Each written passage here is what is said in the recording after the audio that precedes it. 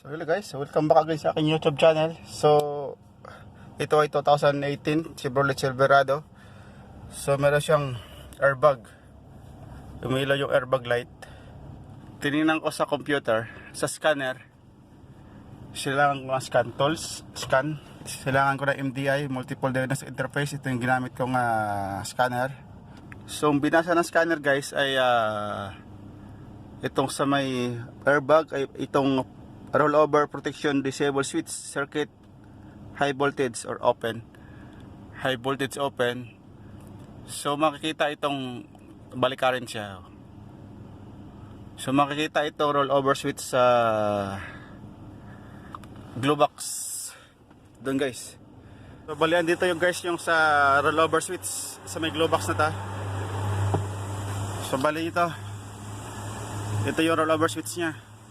So baka ito yung nakalimutan nilang ikabit yung wire doon nung pagka-palit na pila ng AC filter. So kailangan natin alisin itong ito.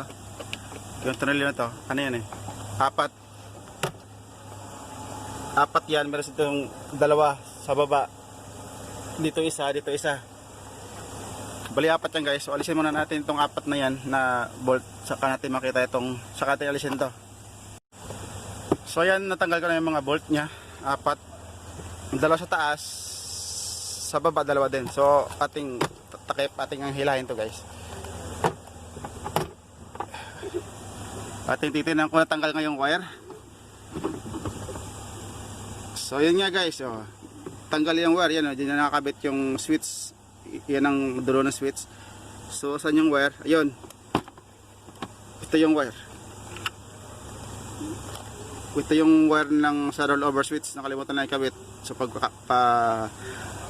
kasi guys yung ano, yung AC filter cabin. So siguro pag tanggal nila nito, nakalimutan nilang paghila nito ng cover, nakalimutan nilang ibalik yung switch. So ibabalik ko lang itong switch guys. Sa malamang ayos na yung airbag na yan, mawala na yung ilaw.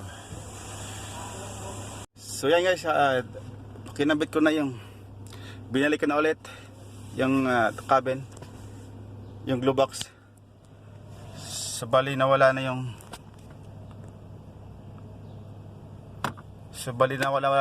nawala na yung ano guys, nawala na yung airbag light.